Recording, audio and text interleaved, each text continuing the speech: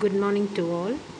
I am Dr. P. Kavitha, Assistant Professor of History, PG and Research Department of History, Sri Sharda College for Women, Salem, 60. Today we are going to discuss about Harshavardhana. There was a great political disintegration in India after the downfall of Gupta Empire. Many petty kingdoms sprang up on the ruins of Gupta Empire. One of the important kingdoms that rose on the ruins of Gupta Empire was the kingdom of Taneshwar in the land of ancient India. Taneshwar was under the influence of Vardhamana dynasty. Harshavardhana was the ablest and the greatest of this dynasty, who imparted political unity of India, which was lost under the feeble king of Gupta. One of the important kingdom rose under the Gupta Empire was Taneshwar, and Harshavardhana was the ablest and the greatest ruler of Vardhana dynasty. Some of the sources to give a lot of information regarding the reign of Harsha, or some important historical sources of information about the reign of Harsha, like Bana's Harsha accounts of Yuan Swang, Harsha's own writings and inscription. Bana's Harsha. Bana Bhatta was a court poet of Harsha and the author of Harsha, Kadambari and Parvati are some of the writings. Bana was a writer of great reputation in the history of classical Sanskrit. He wrote the book Harsha on the life of his master.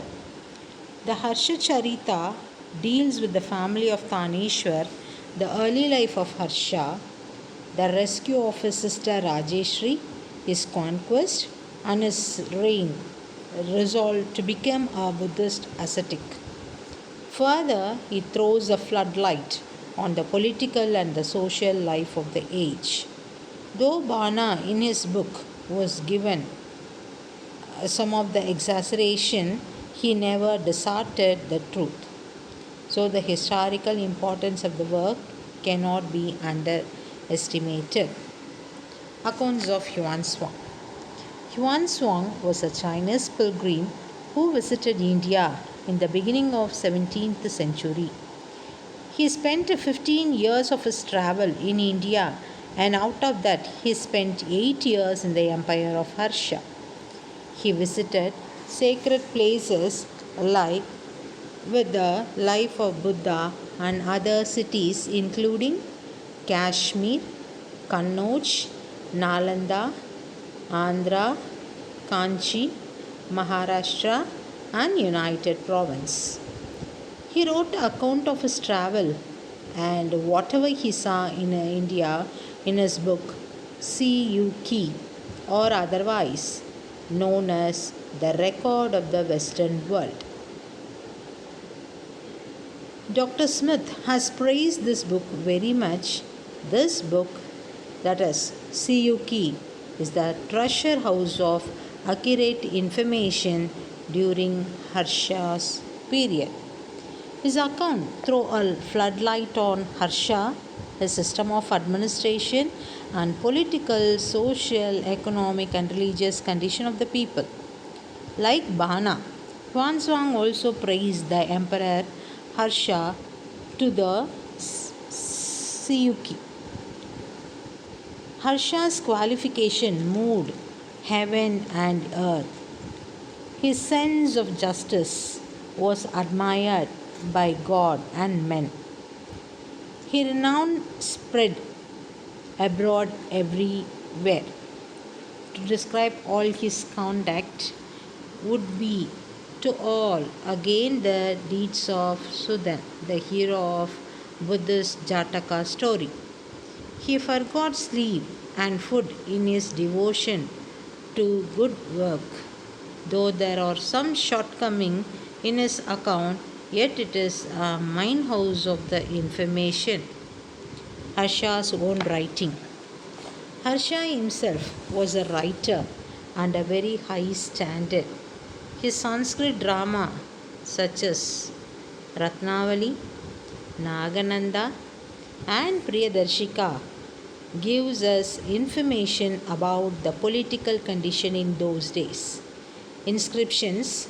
Besides literary work, there are several inscriptions which supply very valuable information about his reign. The Madhuban plate gives a lot of light on the family of Harshavardhana.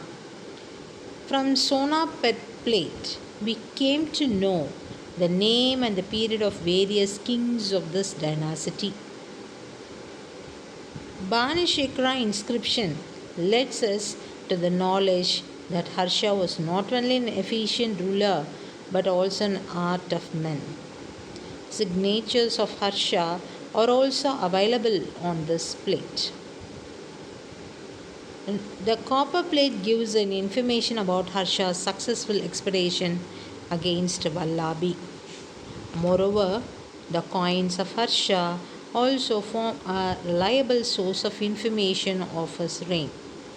From his coin, we came to know the names of king and the period of his reign. Thus, all of these above sources flourish a reliable account of history of Harsha period.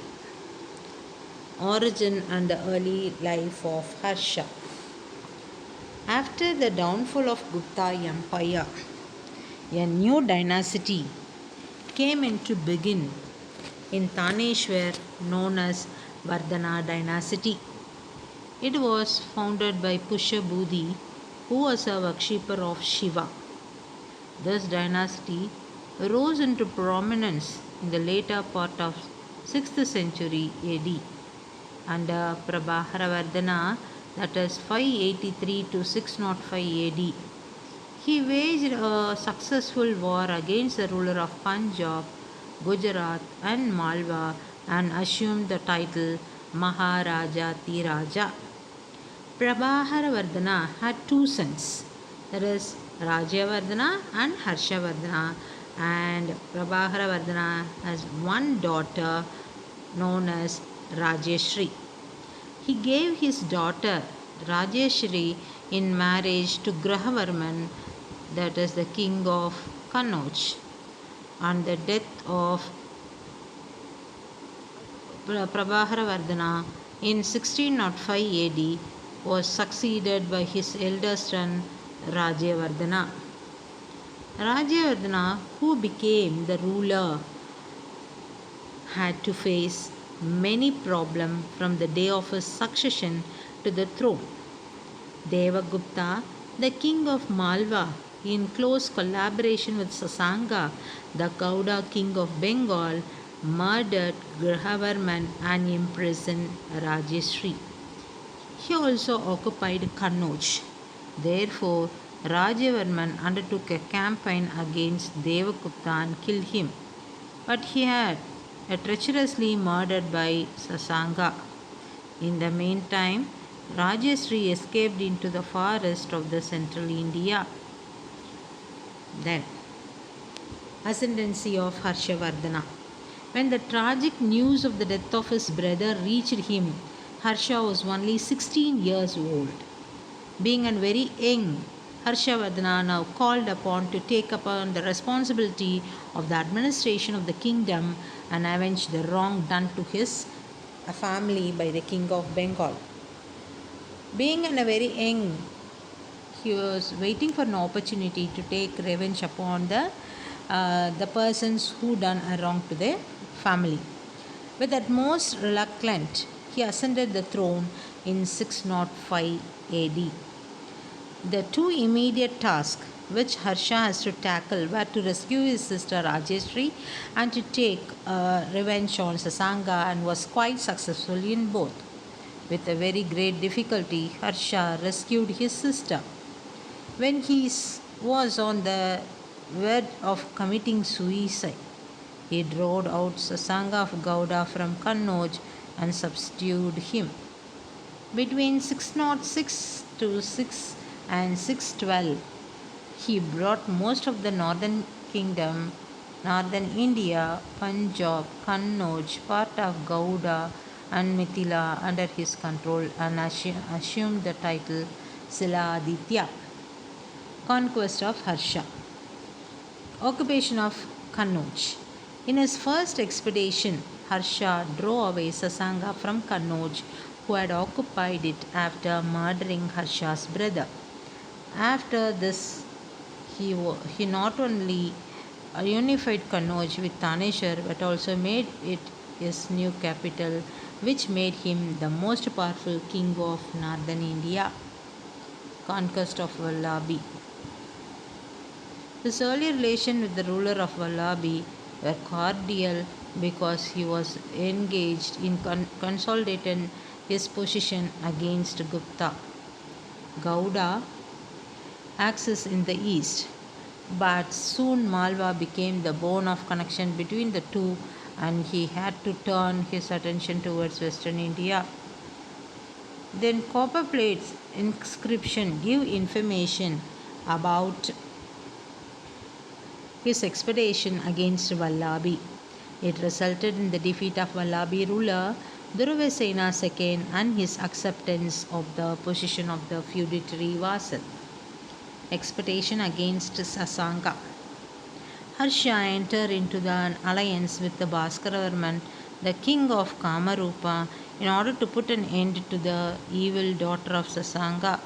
Harsha might have undertaken some expedition against him, but Sasanga remained as a master of Gauda king till his death in 637 AD. Harsha might have taken possession of his kingdom only after Sasanga's death.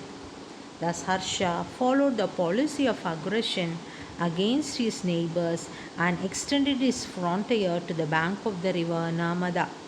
According to Huanswang, Harsha conquered the five Indies, which are said to be Punjab, Kannauj, Gauda, Mithila, and Orissa. Thus, within 5-6 years of his reign, first he brought the whole of Harshavardhana under his control. War with Pulikesin II.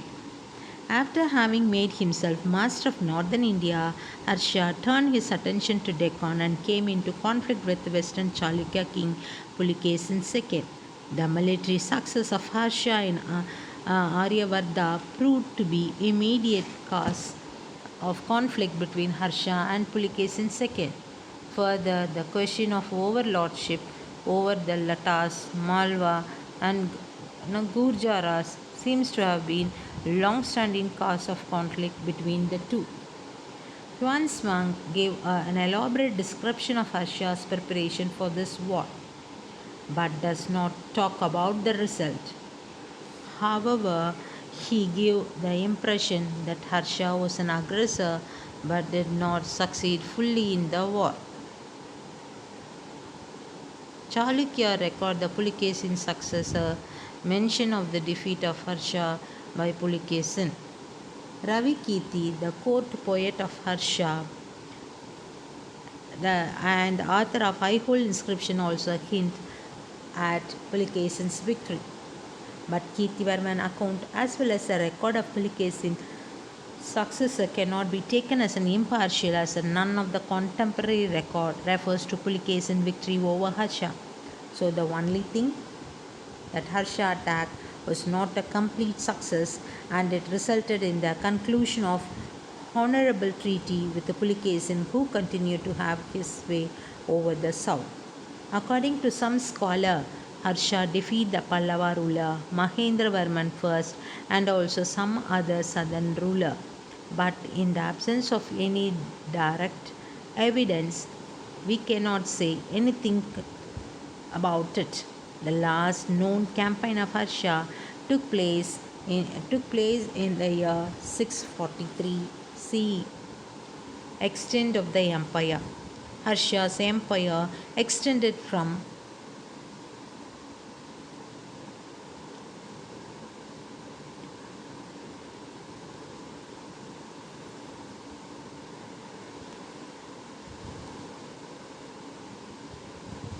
extended from Brahmaputra to Kathiawar and Kutch, and from Himalayas to the Narmada. According to R.C. Majumdar, Harsha's kingdom in the beginning comprised merely the territories of old state of Taneshwar and Kannauj. Later on, he added some small principality to the north and the west. It may be said to have comprised the eastern Punjab and modern Uttar Pradesh. Towards the close of his reign, Harsha established his hold practically over the whole of North India.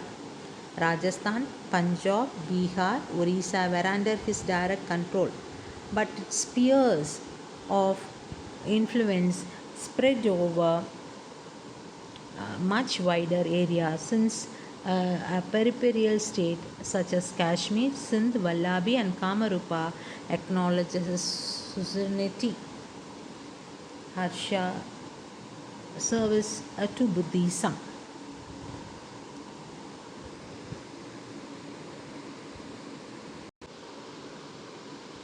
Harsha's empire extended from Brahmaputra to Kathiawar and Kutch, and from Himalaya to the Narmada. According to R.C. Majumdar, Harsha's kingdom in the beginning comprised merely the territory of the old state of Taneshwar and Kannauj. Later on, he added some principality to the north and the west. It may be said to have been comprised the eastern Punjab and modern Uttar Pradesh. Towards the close of reign, Harsha established his hold practically over the whole of North India. Harsha's service to Buddhism. He was also a worshipper of Shiva, but later he became Buddhist. It was because of the influence of Huan Swang. Huan Swang gave a fair account of religious policy of Harsha. Kannauj Assembly 643. Harsha convened a great religious assembly at Kannauj in 643, which was attended by a Huan Swang. In fact, it was held specially in honor of the Chinese pilgrim. The assembly The assembly was attended by the representative of all faiths. It is a record that 20 kings, 1,000 scholars from Nalanda University, and 3,000 Brahmins and Jains were presented on the occasion. The conference, which lasted for 23 days, inaugurated by Huan Swang with a masterly exposition to the tenet of Mahayanism. On the final day of conference, there was some tragic incident following an unsuccessful attempt of Harsha's life, and 500 conspirators were sent into exile. Nevertheless, the assembly concluded successfully with the progression, Yuan Swang being carried on an elephant much against his will.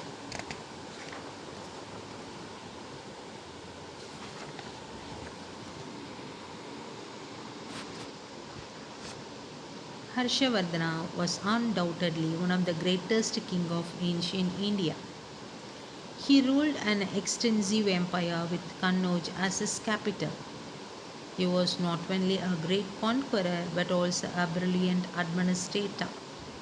He won a laurel not only in the feat of war but also in the art of peace.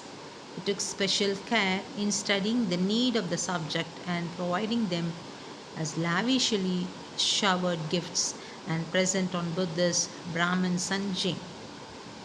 Harsha continued the cultural condition of the imperial Gupta as it's evinced by his contribution to literature and advancement of learning. He was himself a great poet. Harsha, like Ashoka and Kanishka, rendered a glorious and meritorious service for the cause of Buddhism. Some writers have expressed the view that Harsha, more than Kanishka, deserved the title the second Ashoka. Despite the decline of his empire after his death, Harsha's legacy continues to be celebrated as a significant chapter in Indian history. Thus, Harsha was a remarkable ruler who unified northern India, promoting peace, prosperity, and cultural growth. Thank you.